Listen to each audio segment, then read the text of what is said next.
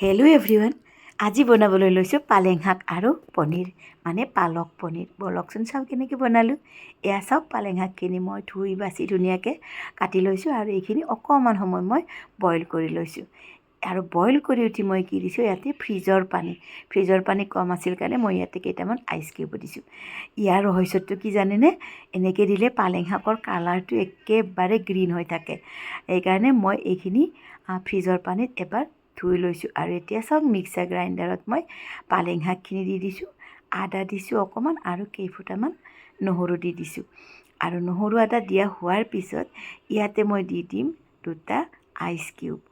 Ice cube দিয়াৰ কাৰণটো সেইটোৱে, যাতে কালাৰটো ধুনীয়া হয়, পালেং শাকৰ কালাৰটো যাতে আঞ্জাখনত ধুনীয়া গ্ৰীণ হৈ থাকে। এয়া চাওক, 3টা আইচ কিউব দি মই এইখিনি মিক্সিত মাৰি ল'ম। আৰু এতিয়া চাওক, এইফালে পনীৰখিনি ধুনীয়াকৈ কাটি আছোঁ।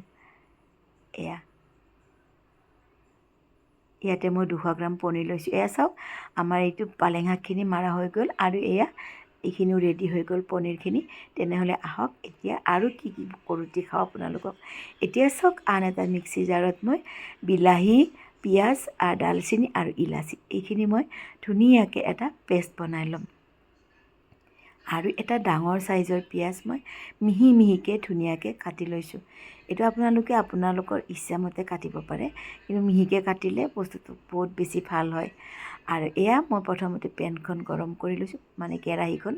আৰু ইয়াতে মই দি দিছোঁ ৰিফাইন তেল অলপ আৰু লগতে দি দিছোঁ বাটাৰ অলপ। বাটাৰ দিলে গোন্ধটো যে ইমানেই ধুনীয়া হয় নহয়, খাবলৈ খুবেই টেষ্টি হয়। আপোনালোকেও কেতিয়াবা এনেকৈ বনাই খাবচোন।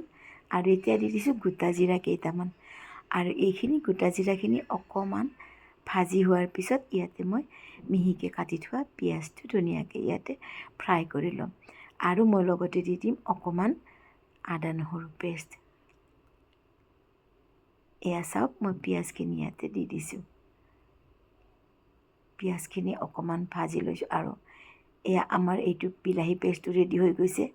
এতিয়া চাওক, এইখিনি ভাজি হৈ গৈছে, অকণমান আদা নহৰু পেষ্ট দি এইখিনি লৰাই দিছোঁ। আৰু এতিয়া ইয়াতে মই বিলাহী আৰু পিঁয়াজৰ পেষ্টটো ইয়াতে দি দিম আৰু কিছু সময় এইখিনি ফ্ৰাই কৰি ল'ম, যাতে বিলাহীৰ কেঁচা ভাৱটো নোহোৱা হৈ যায়।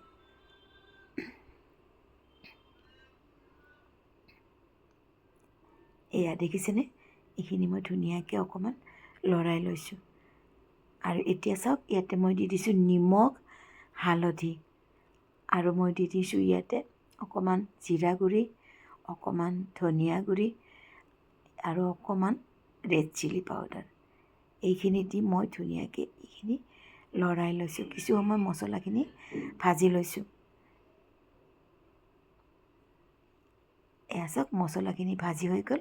এতিয়া পালেং শাকৰ পেষ্টটো মই ইয়াতে দি দিছোঁ আৰু অকণমান পানী দিছোঁ। পানীটো আপোনালোকে নিজৰ আন্দাজমতে দিব। গ্ৰেভিটো ঠিক নহ'লে ঘন, নহ'লে পাতল, কেনেকুৱা কৰে আপোনালোকৰ মতে দিব। আৰু এতিয়া চাওক, এয়া দেখিছেনে, পনীৰখিনি দি দিছোঁ আৰু কিছু সময় উতলিবলৈ দিছোঁ। এটা ছিক্ৰেট আপোনালোকক মই কৈ দিওঁ, চাবচোন। এয়া চাওক, কচুৰি মেথি আমি ইন জেনেৰেল আমি এনেই দি দিওঁ, কিন্তু ইয়াতে মই কচুৰি মেথিটো অকণমান ফ্ৰাই কৰি দিছোঁ। কিয় জানেনে? এইটো যে চেণ্টটো ইমান ধুনীয়া হয়, কেতিয়াবা এনেকৈ দি চাবচোন আপোনালোকেও। আৰু শেষত মই ইয়াতে দি দিছোঁ আমুল ক্ৰীম। আমুল ক্ৰীম দিয়া হোৱাৰ পিছত ইয়াতে দি দিছোঁ ফ্ৰাই কৰি লোৱা কচুৰি মেথিখিনি। কি যে গোন্ধ হৈছে নহয়।